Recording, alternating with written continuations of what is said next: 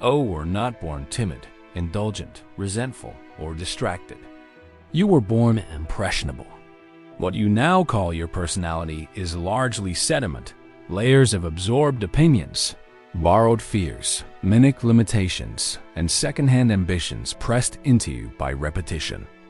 Mediocrity is rarely chosen. It is inherited through passive acceptance. It arrives disguised as normalcy. It speaks in the voice of everyone does it, and this is just how life is. And because it is common, it is rarely questioned. Inherited mediocrity is subtle.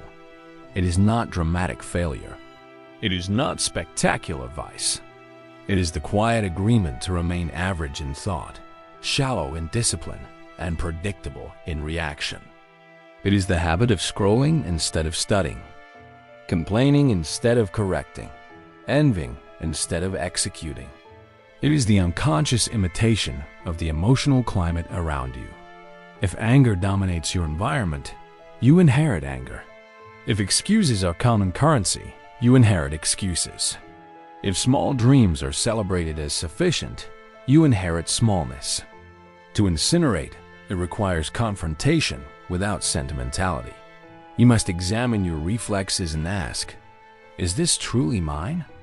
When you hesitate before difficulty, is that caution born of wisdom or fear inherited from those who taught you to avoid risk? When you shrink your ambition, is that humility or a protective echo of someone else's failure? When you indulge, distraction, is that rest or addiction normalized by the crowd? Mediocrity thrives in comfort. It depends on your unwillingness to disturb the familiar. It persuades you that growth is unnecessary, that discipline is extreme, that striving is arrogance. It flatters you with the lie that being slightly better than the immediate circle is sufficient. But comparison to the stagnant is not excellence. It is camouflage. You must become ruthless with what you tolerate in yourself, not cruel, but exacting. The inherited self resists scrutiny. It prefers vague aspirations to measurable standards. It says, I'll try, instead of I will. It negotiates with weakness. It bargains with procrastination. It drafts elaborate justifications for why now is not the time. Every justification is dry timber. Every excuse is fuel. Your task is to set fire to them without hesitation. Incineration is not gentle improvement. It is decisive elimination. You cannot refine mediocrity. You must refuse it. Refuse to speak carelessly.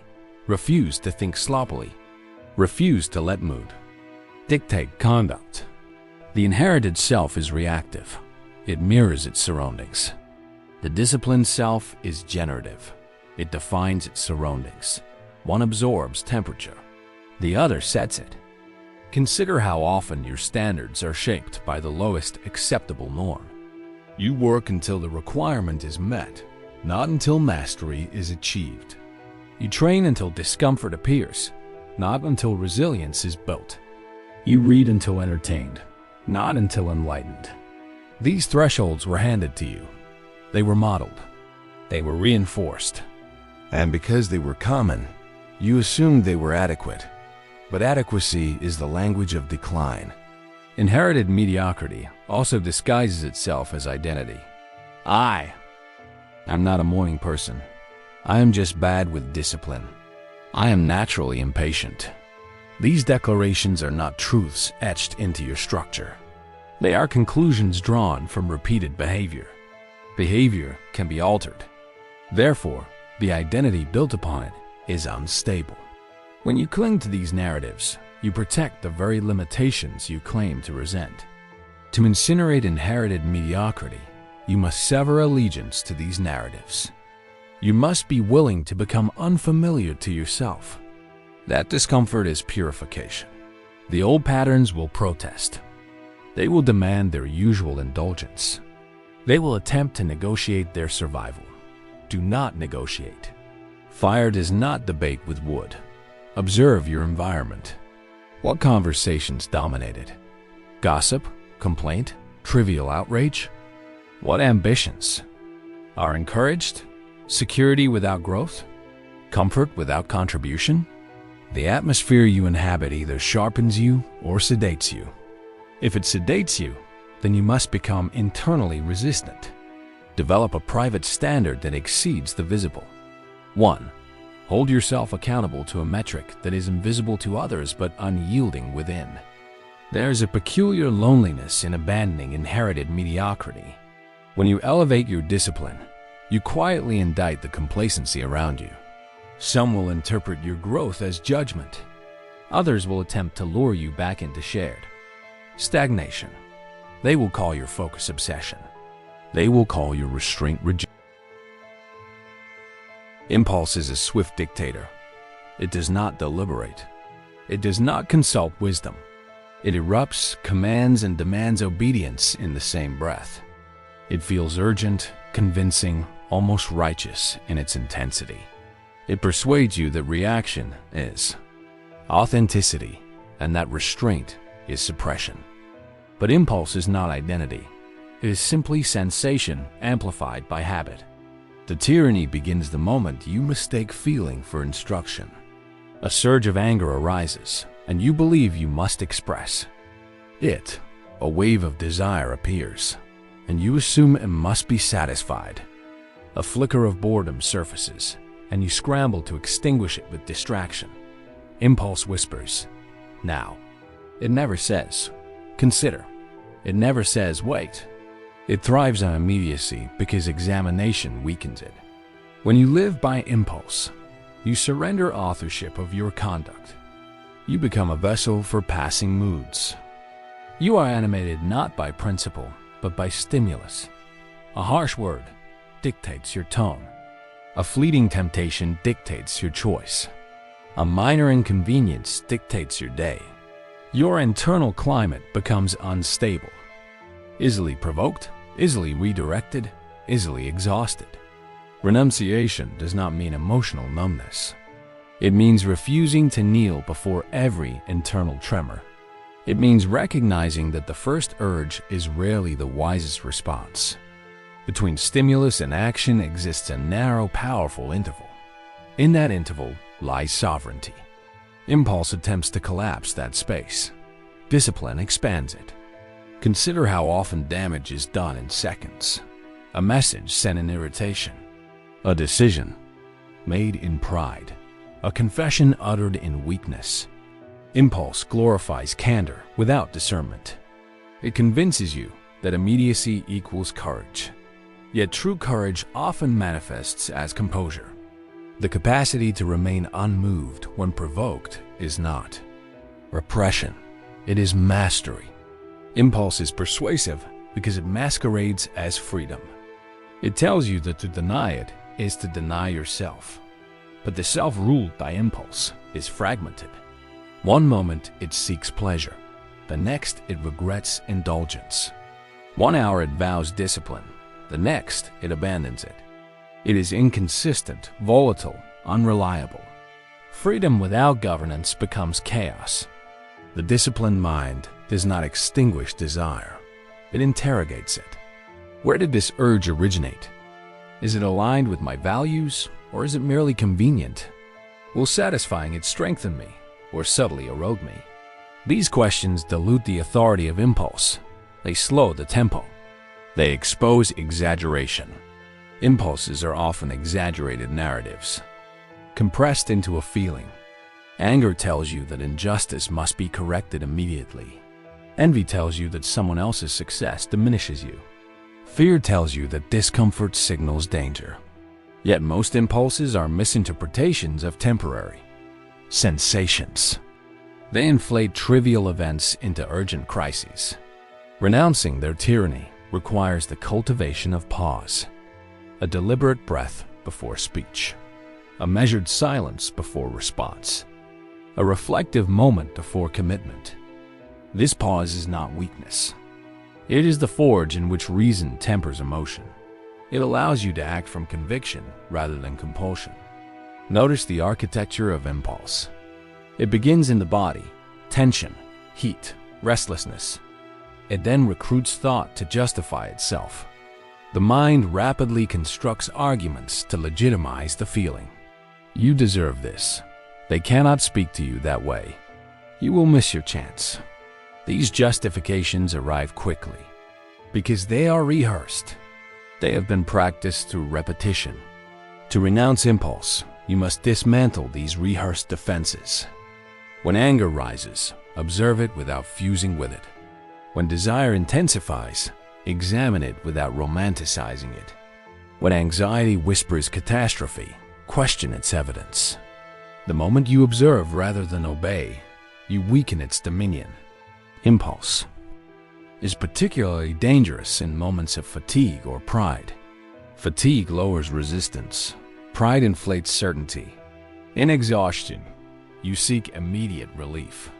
In pride, you assume your reaction is justified. Both states reduce scrutiny. Both states magnify impulsive error. Awareness of vulnerability is itself a safeguard. There is also the subtle impulse of distraction. Not dramatic, not destructive at first glance, but corrosive over time. The urge to check, to scroll, to escape the discomfort of stillness. It fractures attention. It dilutes depth. It prevents the sustained focus required for meaningful achievement. Each surrender appears insignificant. Accumulated, they reshape character. Renunciation demands internal hierarchy. Not every feeling deserves equal authority. Not every thought merits execution. Establish principles that outrank impulse. Integrity outranks anger. Long-term vision outranks momentary pleasure. Dignity outranks retaliation. When principles are clear, impulses must compete against them, and most will fail the comparison. This discipline does not make you cold. It makes you deliberate. You still feel joy, but you are not enslaved by craving. You still feel anger, but you are not commandeered by it. You still feel fear, but you are not immobilized. Emotions become information rather than dictators. Impulse also thrives in environments that reward speed over wisdom. Rapid responses, immediate opinions, constant expression. Silence is mistaken for ignorance. Reflection is mistaken for hesitation. Yet depth requires incubation. The most resilient decisions are rarely impulsive. They are forged through contemplation. When you renounce the tyranny of impulse, you begin to experience a different texture of strength. It is quieter than passion, steadier than excitement. It does not spike and collapse. It endures. You are no longer tossed by every internal current. You become anchored. This anchoring transforms relationships. Words are chosen, not discharged. Promises are considered, not impulsively offered. Perception is the silent architect of your reality. It does not merely interpret the world. It shapes the texture of your existence. The event itself is neutral, often brief, often insignificant. Your perception extends it, colors it, enlarges, or diminishes it. A single comment becomes humiliation. A minor setback becomes catastrophe. A delay becomes disrespect. The world does not wound you as deeply as your interpretation of it does. Undisciplined perception is impulsive judgment, masquerading as truth. It is the habit of assigning meaning without examination. It is the reflex that says, "This is unfair," before understanding the whole. It is the assumption that inconvenience is hostility, that disagreement is attack, that silence is rejection. When perception is left untrained, it becomes tyrannical. It dictates emotional states, distorts memory, and fuels unnecessary suffering. The mind is not a passive recorder. It is an active narrator. It selects details, emphasizes certain angles, ignores others. Two individuals can witness the same event and depart with entirely different realities constructed in their thoughts. One sees insult. The other sees indifference. One sees failure. The other sees instruction. The divergence lies not in circumstance. but in perception. If you do not discipline this narrator, it will craft stories that sabotage you. Consider how swiftly you label experiences. A project collapses. You label yourself incompetent. A relationship ends. You label yourself unworthy. A plan is disrupted. You label the day ruined. These labels become lenses. Through them, future events are filtered. Soon you are no longer responding to reality but to a narrative reinforced by repetition. To discipline perception is to insert scrutiny between occurrence and conclusion. Ask, what are the facts stripped of embellishment? What assumptions am I adding?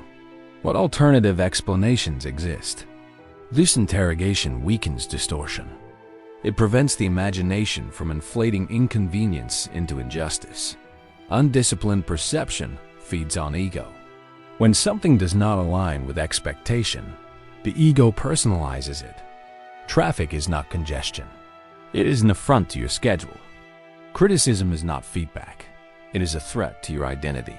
Failure is not outcome. It is exposure. The ego insists that events orbit around you. Discipline dismantles that illusion. Most events are impersonal. Most disruptions are indifferent. The universe does not conspire against you. It simply unfolds. There is also the habit of catastrophic projection. A single error becomes a forecast of permanent decline. A minor conflict becomes evidence of inevitable collapse. The mind, untethered, extrapolates endlessly. It fabricates futures more painful than any present reality. This is perception unrestrained, constructing prisons from possibility. Disciplining perception requires humility. You must accept that your initial interpretation is often incomplete. You must concede that emotion clouds clarity. You must be willing to revise your narrative when evidence contradicts it. This flexibility is not weakness, it is intellectual integrity. Examine how often your mood colors your conclusions. When fatigued, you interpret neutrality as hostility. When anxious, you interpret ambiguity as threat. When insecure, you interpret silence as judgment. The internal state leaks into perception, tinting it. Without awareness, you mistake internal turbulence for external aggression. To counter this, cultivate deliberate neutrality. Describe events plainly before evaluating them. The meeting was rescheduled. Not, they do not respect my time. The proposal was declined. Not, I am incapable. This separation of fact from interpretation preserves mental clarity. It prevents emotional escalation rooted in assumption. Perception also governs how you view yourself. An undisciplined mind clings to fixed identities shaped by past outcomes. I failed before, therefore I am a failure. I was rejected, therefore I am undesirable. These are perceptions hardened into identity, yet identity constructed from isolated events is fragile and misleading. One moment does not define the entirety of your capacity. When perception is disciplined, setbacks become data rather than verdicts. Criticism becomes refinement rather than condemnation. Delay becomes preparation rather than punishment. The event remains the same. The meaning transforms. And meaning determines endurance. Observe the power of reframing. An obstacle can be perceived as obstruction or training. A rival can be perceived as threat or catalyst. A mistake can be perceived as embarrassment or education. The disciplined mind chooses interpretations that strengthen resilience rather than erode it. This is not delusion. It is selective emphasis grounded in reason. You are not denying difficulty. You are contextualizing it. You are refusing to amplify it beyond proportion. Proportion is the guardian of sanity. Without it, minor irritations swell into grievances, and grievances calcify into bitterness. Perception, when undisciplined, also magnifies praise and blame. Compliments inflate ego. Criticism punctures it. Your equilibrium fluctuates according to external opinion. You become dependent on affirmation and hypersensitive to disapproval. There is a subtle captivity in craving approval and an equally binding captivity in fearing rejection. Both fasten your peace to the hands of others. Both surrender your equilibrium to voices beyond your control. When you hunger for applause, you become adjustable. When you dread aversion, you become hesitant. In both states, you are governed externally. Applause is intoxicating. It affirms identity, amplifies ego, and momentarily quiets insecurity. A compliment can feel like validation of existence. Recognition can feel like proof of worth. Yet applause is unstable currency. It fluctuates with taste, mood, trend, and bias. What is celebrated today may be dismissed tomorrow. If your self-concept is nourished by praise, it will starve in its absence. The danger is not appreciation itself, but dependence on it. When you begin to measure your actions by anticipated reaction, integrity erodes. You tailor opinions to remain agreeable. You soften convictions to avoid friction. You pursue visible achievements rather than meaningful ones. You become a performer rather than a principled individual. Aversion operates with equal force. The fear of criticism, exclusion, or misunderstanding constricts expression. You silence ideas before they are tested. You avoid necessary confrontation. You decline opportunities that risk visible failure. You edit yourself to fit perceived expectations. In trying to evade discomfort, you diminish authenticity. Both applause and aversion are external evaluations. Neither possesses inherent authority over your character. Yet, without discipline, they dictate mood and direction. A compliment elevates you disproportionately. A critique destabilizes you excessively.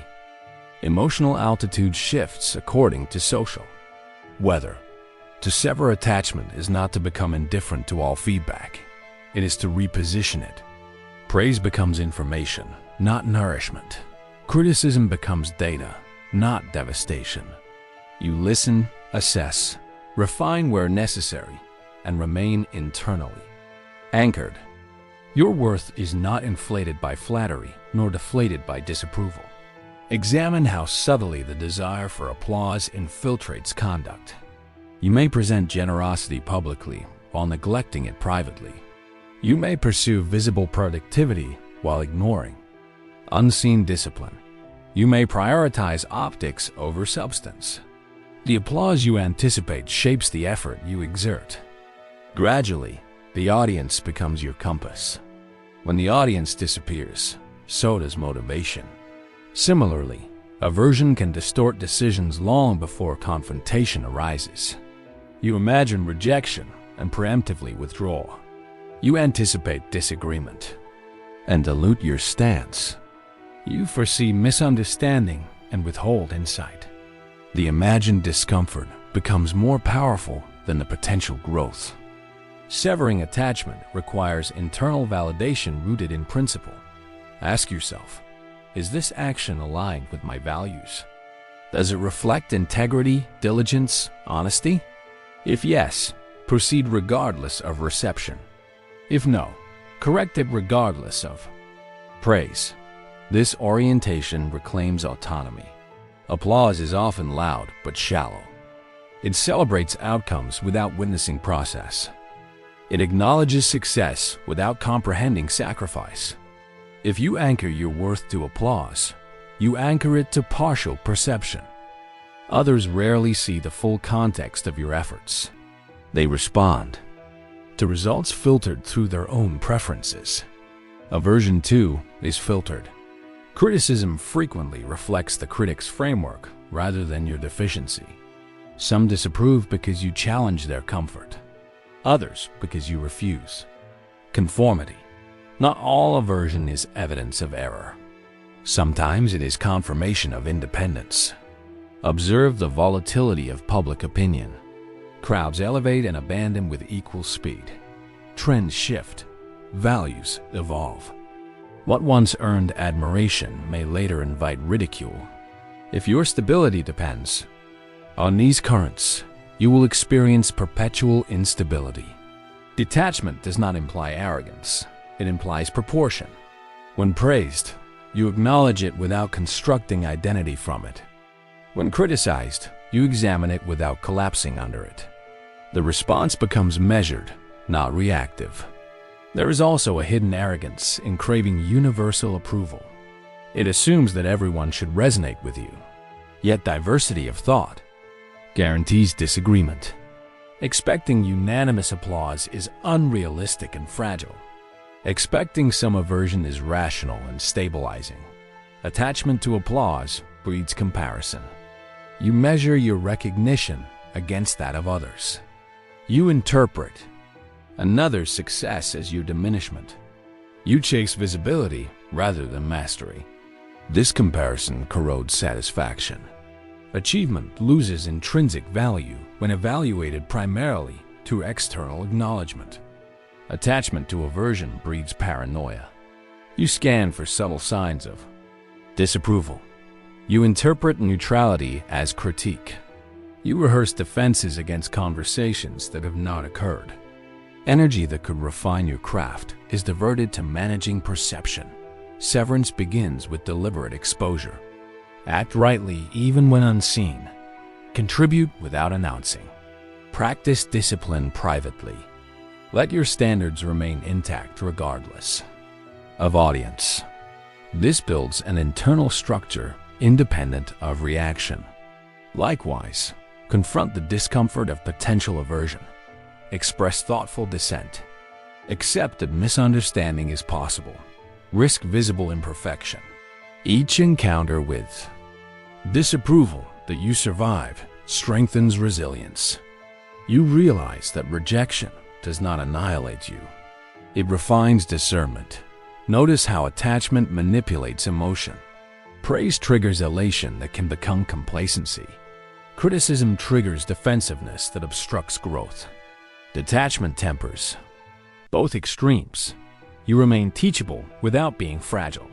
You remain confident without being inflated. To sever attachment also requires clarity about audience. Not every opinion merits equal weight. The perspective of a mentor differs from that of a casual observer. The critique of someone invested in your growth differs from that of someone projecting insecurity. Discernment prevents overvaluation of trivial voices. When your internal compass is calibrated by principle rather than applause, courage increases. You can pursue difficult paths that lack immediate recognition. You can endure temporary obscurity without doubting purpose. You can withstand criticism without abandoning conviction. Freedom emerges when your emotional state is no longer auctioned to public reaction. You act because it is right, not because it is celebrated. You abstain because it violates your values, not because it is condemned. Your motivation becomes intrinsic. Applause and aversion are inevitable. They accompany visibility and effort. Attempting to eliminate them is futile. Attempting to please everyone is exhausting. Attempting to avoid all criticism is paralyzing. Severance lies not in isolation, but in reorientation. Imagine executing your responsibilities with equal diligence whether observed or unnoticed. Imagine receiving praise with composure rather than intoxication. Imagine hearing criticism without immediate self-defense. This steadiness is strength. The world will oscillate in its evaluations. Some will commend your discipline. Others will call it rigidity. Some will admire your ambition. Others will deem it excessive. Some will value your restraint. Others will mistake it for coldness. If you tether your identity to these oscillations, you will fragment. Root yourself instead and examine principles. Let your conscience, sharpened by reflection, serve as primary judge. Let improvement be motivated by alignment with virtue, rather than anticipation of clapping hands. Let correction arise from honest assessment, rather than fear of disapproval. In this detachment, Adversity is inevitable. It arrives without consultation, without courtesy, without regard for your preparation. Plans fracture, health falters, alliances dissolve, effort goes unrecognized. The instinctive response is resistance, a tightening against what has occurred, a silent protest that reality should have arranged itself differently.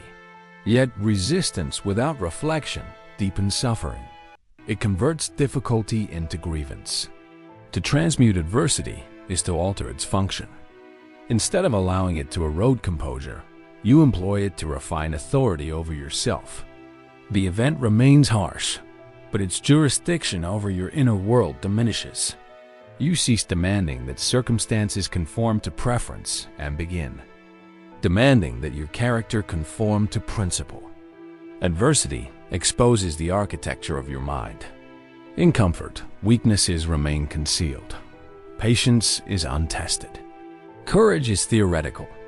Restraint is unnecessary. Difficulty reveals fault lines. It reveals how quickly you blame, how easily you despair, how readily you abandon discipline. What feels like misfortune often functions as illumination. Most individuals attempt to negotiate with hardship. They plead internally for its removal. They compare their burden to others. They rehearse narratives of injustice. This fixation grants adversity additional power. It becomes not merely an external event, but an internal occupation.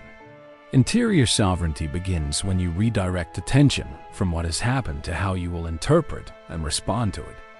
You cannot retroactively amend the occurrence, but you can regulate its psychological expansion. You can refuse to let it colonize thought.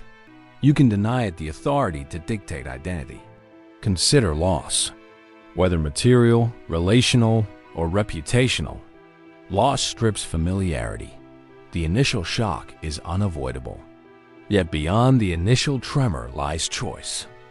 You may define yourself by what was taken, or you may redefine yourself by what remains. The inventory of what persists, skills, principles, resilience, intellect, is often neglected in the shadow of absence. Adversity tempts you toward self-pity. Self-pity is seductive because it absolves responsibility. It whispers that your stagnation is justified, your bitterness understandable, your decline excusable. But self-pity corrodes agency. It converts you from participant to victim, from architect to observer. Transmutation requires a different posture. Instead of asking, "Why has this happened to me?" ask, "What is this demanding from me?" Difficulty often summons dormant capacities. Patience emerges when haste is futile. Creativity emerges when resources are scarce. Endurance emerges when comfort is withdrawn. These virtues rarely develop in ease. Interior sovereignty does not romanticize suffering. It does not deny pain. It contextualizes it. Pain becomes signal rather than sentence. It indicates friction between expectation and reality. Once expectation is adjusted, friction lessens. You recognize that adversity is not personal vendetta, but structural feature of existence. Examine how often hardship strengthens clarity. When stripped of convenience, you discern what is essential. When confronted with limitation, you prioritize deliberately. When tested publicly, you examine integrity privately. Adversity refines focus by removing illusion. There is also a paradox within difficulty. The more you attempt to control the uncontrollable, the more powerless you feel. The more you invest energy in commanding what lies beyond influence, the more depleted you become. Sovereignty emerges when you delineate boundaries precisely. This is within my command, my attitude, my effort, my interpretation. That is beyond my command. Outcomes, opinions, timing. By confining effort to the former, you reclaim strength. Even in constrained circumstances, you retain authority over conduct. You can choose honesty amid corruption. You can choose composure amid insult. You can choose diligence amid uncertainty. These choices accumulate into quiet dominance over yourself. Adversity also dismantles arrogance. It reminds you of fragility. It humbles presumption. This humbling can embitter or ennoble. If you resist it, you become resentful. If you accept it, you become measured. Measured individuals are difficult to destabilize because they no longer assume immunity from hardship. Observe individuals who have endured profound difficulty yet remain composed. Their strength is not theatrical. It is restrained, deliberate. They do not exaggerate their suffering nor trivialize it. They integrate it. Their adversity becomes part of their structure, not a permanent wound but a hardened layer of experience. Transmutation requires disciplined narrative. The story you tell yourself about adversity determines its psychological impact. If you narrate it as evidence of unfair destiny, you cultivate bitterness. If you narrate it as training ground, you cultivate fortitude. Both narratives are interpretations layered upon the same facts. There's dignity in enduring without spectacle. Complaints broadcast vulnerability without resolution. Reflection transforms vulnerability into insight. Each setback can refine strategy. Each rejection can sharpen competence.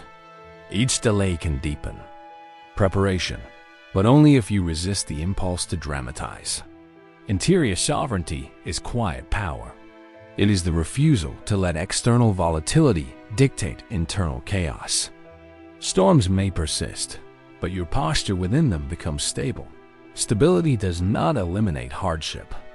It neutralizes its capacity to fracture identity.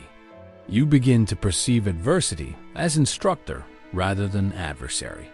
It reveals where attachment is excessive. It reveals where expectations are rigid. It reveals where resilience is insufficient. With this information, you strengthen structure. There is also liberation in recognizing that adversity is universal. No life on virtue is often admired in theory and abandoned in practice. It is praised in language, yet postponed in action. The mind negotiates with it, dilutes it, reshapes it to accommodate convenience. Just this once. Under these circumstances, when it is easier, thus integrity becomes conditional, courage becomes selective, honesty becomes strategic. Negotiation with virtue begins subtly. You tell the truth when it is safe, but distort it when exposure threatens advantage. You uphold discipline when observed, but relax it when unseen. You practice generosity when surplus exists, but withhold it when sacrifice is required. Each compromise appears minor. Yet character is not eroded by dramatic betrayal. It is worn down by repeated concession. To execute virtue without negotiation is to remove the clause that says, "If it benefits me." It is to act rightly because it is right, not because it is rewarded. This orientation liberates you from calculation. You no longer weigh morality against outcome. You no longer postpone integrity until conditions are favorable. The mind seeks comfort. Virtue often demands discomfort. Honesty may risk approval. Discipline may deny pleasure. Patience may endure insult. Justice may require confrontation. When comfort becomes the primary metric, virtue becomes negotiable. When principle becomes the metric, comfort becomes secondary. Examine how easily rationalization appears. Everyone exaggerates. No one will notice. This is how the system works. Rationalization is the language of negotiated virtue. It reframes compromise as pragmatism. It disguises weakness as realism. The more articulate you are, the more elegantly you can justify deviation. Execution without negotiation requires clarity of standards. If your principles are vague, they bend effortlessly. Define them precisely. What does honesty require in this moment? What does discipline demand here? What does courage look like now? Specificity reduces ambiguity. Ambiguity invites compromise. Virtue is not performance. It does not depend on recognition. When you execute it privately, you fortify identity. When you depend on visibility, you weaken it. The unseen decision often carries more weight than the public gesture. Returning excess change when no one is watching. Refusing to speak ill when gossip is welcomed. Completing work thoroughly when oversight is minimal. The temptation to negotiate intensifies under pressure. Scarcity, competition, urgency. These conditions provoke shortcuts. You justify minor deviations to secure advantage. Yet advantage gained through compromised virtue corrodes confidence. You may achieve the outcome, but you erode self-respect. There is a profound steadiness in acting from non-negotiable principle. Decisions simplify. You are not perpetually calculating social reaction or strategic gain. You are asking a singular question. Is this aligned with my values? If yes, proceed. If not, refrain. This clarity conserves mental energy. Execution also requires immediacy. Virtue postponed often becomes virtue abandoned. You know you should apologize, but you delay. You know you should correct an error, but you hesitate. You know you should begin the task, but you defer. The longer you wait, the more excuses accumulate. Swift alignment prevents deterioration. Virtue without negotiation also resists partial application. It is not compartmentalized. You do not practice fairness only with superiors and neglect it with subordinates. You do not exercise patience with strangers and deny it to family. Consistency reinforces authenticity. Fragmented virtue breeds hypocrisy. Hypocrisy weakens internal authority. When your actions contradict your declared values, self-trust diminishes. You begin to doubt your own commitments. Execution without negotiation restores congruence. Thought, word, and deed align. Alignment generates confidence that is independent of praise. There will be moments when virtue costs you opportunity. You may lose favor by speaking honestly. You may forfeit gain by refusing deceit. You may endure misunderstanding by maintaining boundaries. These losses are temporary. The erosion caused by compromise is cumulative. Virtue is often quiet. It does not announce itself. It persists steadily. In a culture enamored with spectacle, steady virtue appears unremarkable. Yet its power lies in durability. Flashy ambition may rise quickly and collapse. Sustained integrity builds gradually and endures. Execution requires discipline of impulse. When anger urges retaliation, virtue demands restraint. When envy urges sabotage, virtue demands fairness. When fear urges concealment, virtue demands transparency. The immediate impulse rarely aligns with principle. Mastery lies in choosing principle regardless of impulse. Virtue is not rigidity. It is guided by wisdom. Wisdom discerns context without diluting standard. It understands nuance without abandoning core value. Negotiation alters the standard to suit preference. Wisdom applies the standard thoughtfully. Observe the difference between compromise and adaptation. Compromise reduces principle for convenience. Adaptation expresses principle through appropriate method. The standard remains intact. Only its application adjusts.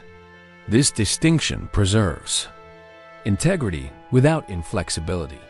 Execution without negotiation also demands resilience. You may practice honesty and still encounter deceit. You may exercise fairness and still experience injustice. Virtue does not guarantee reciprocal treatment. If you depend on reciprocity, you will falter. Your commitment must be autonomous. There is strength in knowing that your conduct is not contingent upon others' behavior. You remain just even when treated unfairly. You remain truthful even when lied to. You remain disciplined even when surrounded by indulgence. This independence fortifies identity. Over time, non-negotiable. Virtue simplifies life. Relationships become clearer. Decisions become cleaner. Regret diminishes. You are not revisiting conversations, wondering where you betrayed yourself. You are not constructing elaborate justifications to soothe conscience. Virtue executed consistently becomes habit. Habit becomes character. Character becomes reputation. Reputation attracts trust. Trust generates influence. Influence rooted in integrity endures longer than influence rooted in manipulation. The execution is daily, in small choices and large, in speech and silence, in action and restraint. Each moment offers opportunity to either negotiate or affirm. Each affirmation strengthens resolve. Each negotiation weakens it. There is no dramatic ceremony in this practice. It is often unnoticed, yet its cumulative effect is profound.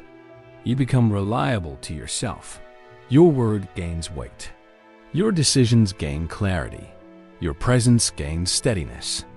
When virtue ceases to be conditional, you cease to be divided. You are not one person under scrutiny and another in privacy. You are not generous in abundance and miserly in scarcity. You are consistent. Consistency breeds peace. Not the fragile peace of avoidance, but the solid peace of alignment. You know what you stand for. You know what you refuse. You are not swayed by immediate reward or intimidated by temporary discomfort.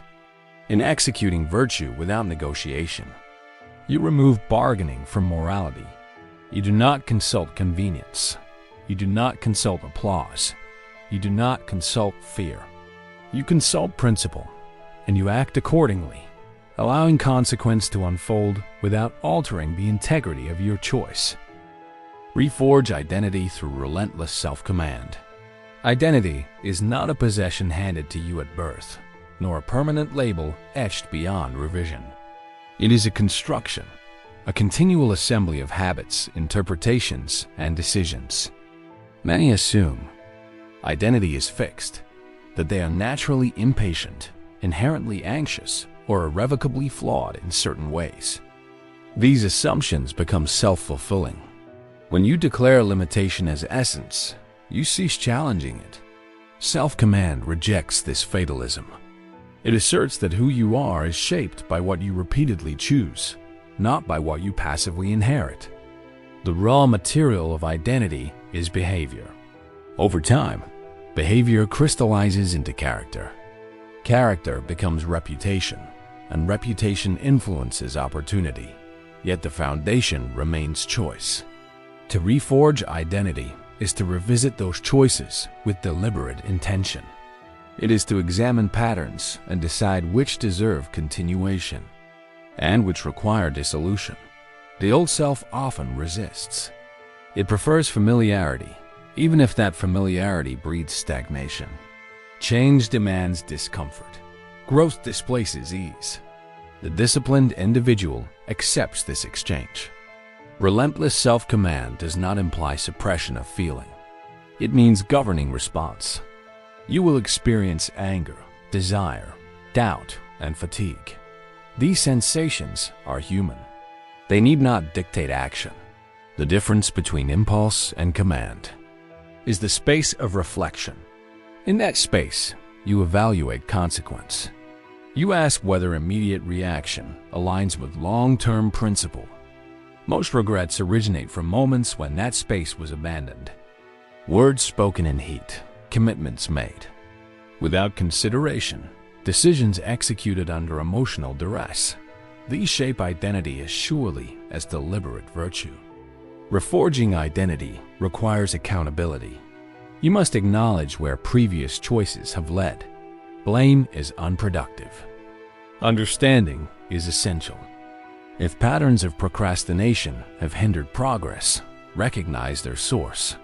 Do they arise from fear of failure? From perfectionism that delays completion? From distraction that fragments attention? Identification is the precursor to transformation. Once a pattern is understood, it can be addressed. Self-command then becomes practical, establishing structures that support discipline.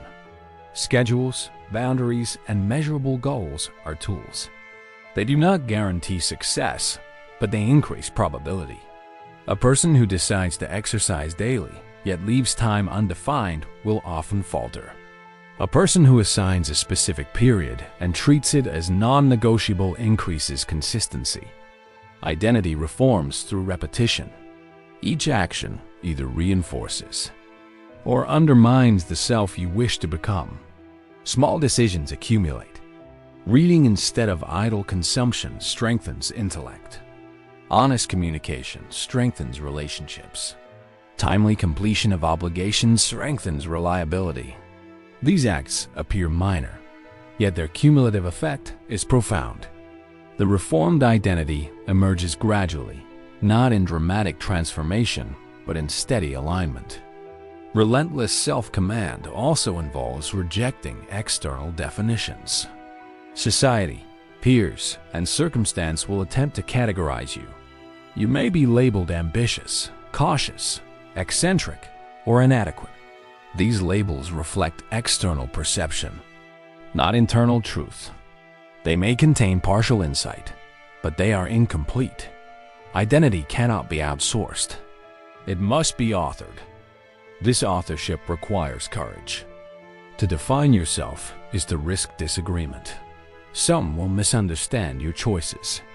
Others will question your motives. The desire for universal approval can tempt conformity. Yet conformity often sacrifices authenticity. Reforging identity demands willingness to stand by principle, even when it is inconvenient. Over time, self-command generates confidence. Confidence is not arrogance. It is assurance derived from experience.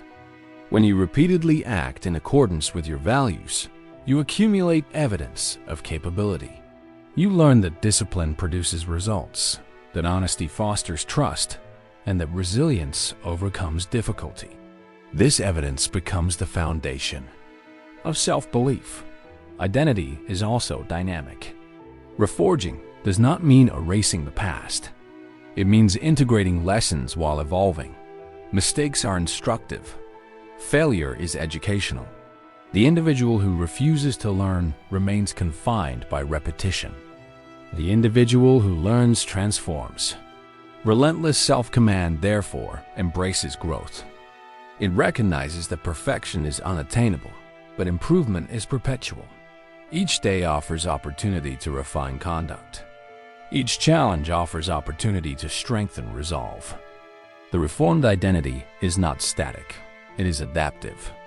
It responds to experience with wisdom rather than rigidity. Self-command extends to thought. The mind generates narratives, interpretations of events that shape emotional response. If these narratives are negative, they influence perception. A minor setback becomes evidence of inadequacy. A critical comment becomes validation of insecurity. Relentless self-command challenges such narratives. It asks whether they reflect reality or assumption. Often, assumptions exaggerate difficulty. When examined, they lose power. Thought discipline is therefore integral to identity. You are not obligated to believe every idea that arises. You can evaluate and discard those that are unhelpful. This practice fosters mental clarity. It prevents spirals of pessimism and enables constructive focus. Identity reforging ultimately culminates in alignment. Thought, word, and action converge. You speak truthfully, act responsibly, and think critically. There is coherence between values and behavior. This alignment produces integrity. Integrity is the state in which external circumstances do not dictate internal principle. You remain consistent regardless of reward or criticism. Such consistency commands respect, but more importantly, it cultivates self-respect. When you know that your conduct reflects your values, you experience peace. Relentless self-command is not an easy path. It requires sustained effort. There will be moments of weakness. Progress may be incremental rather than dramatic. Yet persistence yields transformation. Identity is forged in the repetition of disciplined choices. Each choice reinforces the structure of character. Over time, the structure becomes resilient. It withstands adversity and adapts to change. The individual who practices self-command becomes the architect of their life. They are not passive recipients of circumstance, but active participants in their development. This agency is empowering. It replaces helplessness with responsibility. Responsibility, though demanding, is liberating. It affirms that growth is possible and that change originates within. To reforge identity is therefore to embrace potential. You are not bound by past limitations. You are defined by present choices and future aspirations. Relentless self-command transforms aspiration into action. It shapes identity through discipline, integrity, and growth. The result is a self that is intentional, resilient, and aligned with principle. Such a self navigates life with purpose and dignity, continually evolving toward excellence.